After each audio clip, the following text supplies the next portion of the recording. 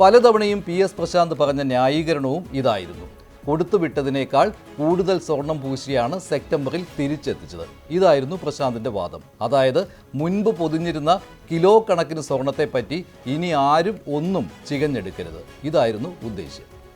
സന്നിധാനത്തെ ദ്വാരപാലകരുടെ സ്വർണ്ണപ്പാളികളിൽ പൊതിഞ്ഞ സ്വർണം പോയി എന്ന സംശയം ആദ്യം ഉന്നയിച്ച കോടതിയുടെ ആദ്യ ഉത്തരവിൽ നിന്ന് തുടർച്ചയായി വന്ന അടുത്ത ഉത്തരവുകളിൽ ഞെട്ടിക്കുന്ന വിവരങ്ങളായിരുന്നു. മുഖ്യവാതിലിലെ സ്വർണ്ണപ്പാളികൾ എവിടെ പോയി? വാതിൽ മാറ്റിപ്പണിതത് എന്തിനു വേണ്ടി? പുതിയ വാതിൽ പണിതപ്പോൾ പഴയ വാതിൽ എന്തു ചെയ്തു?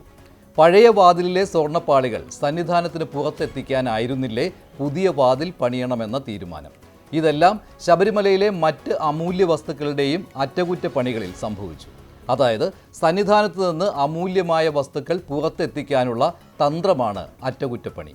സ്വർണം ചെമ്പാണെന്ന് രേഖപ്പെടുത്തിയും സ്വർണം പൂശിയ ഭാഗം കറുത്തുപോയെന്നും തെളിമയില്ലെന്നും വാതിലിൻ്റെ കൊളുത്തുപോയെന്നും എലി കയറുന്നെന്നും അങ്ങനെ പല പല ഉപായങ്ങൾ. സന്നിധാനത്ത് വെച്ച് തന്നെ അറ്റകുറ്റപ്പണി നടത്തണമെന്ന് വ്യവസ്ഥയുണ്ട്. അത് കാറ്റിൽ പറത്തി. ദേവസ്വം സ്പെഷ്യൽ കമ്മീഷണറെയും ഹൈക്കോടതിയെയും അറിയിക്കണമെന്ന ഉത്തരവുകൾ പാലിക്കാതെ അബദ്ധം പറ്റിയതാണെന്ന് പറഞ്ഞ് ഒഴിയും. ആ ആസൂത്രണമാണ് പൊളിഞ്ഞത്. ഇനി 1998 പൊതിഞ്ഞ 32 കിലോ സ്വർണത്തിൽ എത്ര സ്വർണം സന്നിധാനത്ത് ബാക്കിയുണ്ടെന്ന് കണ്ടുപിടിക്കലാണ് പ്രധാനം. ഹൈക്കോടതി ഇതിനായി ശാസ്ത്രീയ പരിശോധനയ്ക്ക് ഉത്തരവിട്ട് കഴിഞ്ഞു. ഓരോ സ്വർണ്ണപ്പാളിയിലും ഉള്ള സ്വർണത്തിൻ്റെ അളവും കണ്ടെത്തും. സ്വർണം സന്നിധാനത്തിന് പുറത്തെത്തിക്കാനുള്ള ഗൂഢാലോചനയ്ക്ക് പിന്നിലെ തല നിസ്സാരക്കാരനാവില്ല.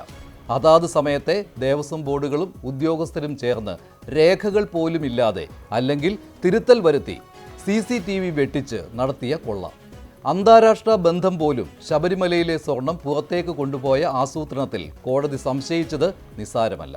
പ്രത്യേക അന്വേഷണ സംഘത്തിൻ്റെ പ്രവർത്തനം കോടതി മേൽനോട്ടത്തിലായതിനാൽ പ്രമുഖരും അന്വേഷണ പരിധിയിലേക്ക് വരുന്നു. നല്ല കാര്യം. ഉദ്യോഗസ്ഥർ മാത്രമാണ് പിന്നിലെന്ന CPM നേതാക്കളുടെ പഴയ ന്യായീകരണമാണ് N. വാസു അറസ്റ്റിലായതോടെ പൊളിഞ്ഞത്. ദേവസ്വം ബോർഡ് ഭരണസമിതിക്കും തട്ടിപ്പിൽ ഉത്തരവാദിത്തമുണ്ടെന്ന് ഹൈക്കോടതിയും പറഞ്ഞതോടെ പാർട്ടിയും സർക്കാരും വെട്ടിലായി. ഒരു ന്യായീകരണത്തിനും ഇവിടെ കഴിയില്ല എന്ന് സർക്കാരിന് പോലും മനസ്സിലാക്കി. രാഷ്ട്രീയക്കാരെ ഒഴിവാക്കി മുൻ ചീഫ് സെക്രട്ടറി K. ജയകുമാറിനെ തിരുവിതാംകൂർ ദേവസ്വം ബോർഡ് പ്രസിഡന്റാക്കിയത് അതുകൊണ്ട് തന്നെ മുഖം രക്ഷിക്കാനാണ്. വാസുവിൽ നിന്ന് പത്മകുമാറിലേക്കും പത്മകുമാറിൽ നിന്ന് PS പ്രശാന്തിലേക്കും അന്വേഷണം എത്തിയാൽ അത് ഹൈക്കോടതിയുടെ നിരന്തരമായ ഇടപെടലിൻ്റെ വിജയമാകും. ഹൈക്കോടതി കണ്ടില്ലായിരുന്നുവെങ്കിൽ ഈ കൊള്ള ഇനിയും തുടർന്നേനെ.